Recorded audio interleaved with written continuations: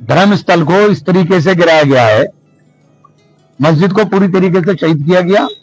हम मौके पर गए थे, शाहनवाज साहब एमएलसी साहब साथ में थे, जमीयतुल उलमा हिंद से जहीन मदनी साहब हमारे साथ थे।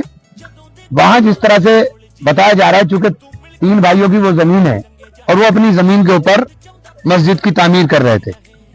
मैंने एएमए साहब को पूछा, क्योंकि बताया गया कि जिला पंचायत ने इस जमीन को, क्यों जो पुलिस वाले थे वही बता रहे थे कि जिला पंचायत ने ये काम करा है। मैंने एएमए साहब को डिमोलिशन कराया, मैंने एएमए साहब को फोन किया था। मैंने एएमए साहब से पूछा कि आपने किस आधार के ऊपर ध्वस्तीकरण की कार्रवाई की, तो उन्होंने कहा हमने कोई डिमोलिशन का ऑर्डर नहीं जारी किया। अगर आपने डिमोलिशन का ऑर्डर जारी नहीं किया तो भी डिमोलिशन कैसे हो गया? डिमोलिशन के लिए नवंबर में सुप्रीम कोर्ट ने एक प्रॉपर गाइडलाइन जारी की थी और इस गाइडलाइन के अंदर हर चीज का जिक्र किया गया था कि अगर किसी चीज को आप डिमोलिश करेंगे तो आपको इन रूल्स को फॉलो करना पड़ेगा। इन रूल्स को फॉलो नहीं किया गया, ना नोटिस को सुना गया, ना नोटिस को सुनकर के पोर्टल पर डाला गया। और दूसरी बात, रिलीजियस एंडोर्समेंट एक्ट के अंदर ये प्रोविजन है कि किसी भी जगह रिलीजियस पैलेस अगर बनाया जाएगा तो उसके लिए आपको सूचना देनी पड़ेगी।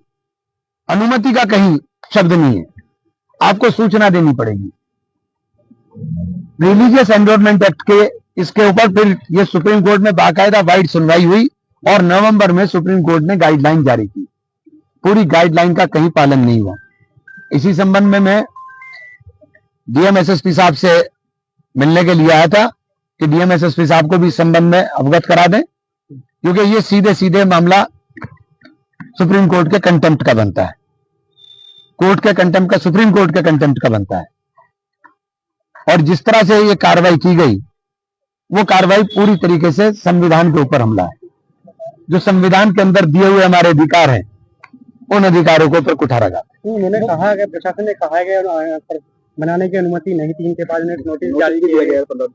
देखिए, मैंने कहा कि नंबर 1 तो अनुमति का नहीं मुझे समझ में आया, क्योंकि रिलीजियस एंडोर्समेंट एक्ट के अंदर किसी जगह अनुमति का जिक्र नहीं।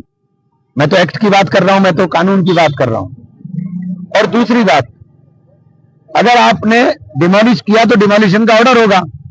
आप कह रहे डिमोलिशन का हमने ऑर्डर ही नहीं किया, तो फिर डिमोलिशन क्यों किया? अगर आपने ऑर्डर नहीं किया, आपको डिमोलिशन का ऑर्डर करने से पहले उसको पोर्टल पर डालना पड़ता, पोर्टल पर आपको डालना पड़ेगा, पूरी गाइडलाइन फॉलो करनी पड़ेगी।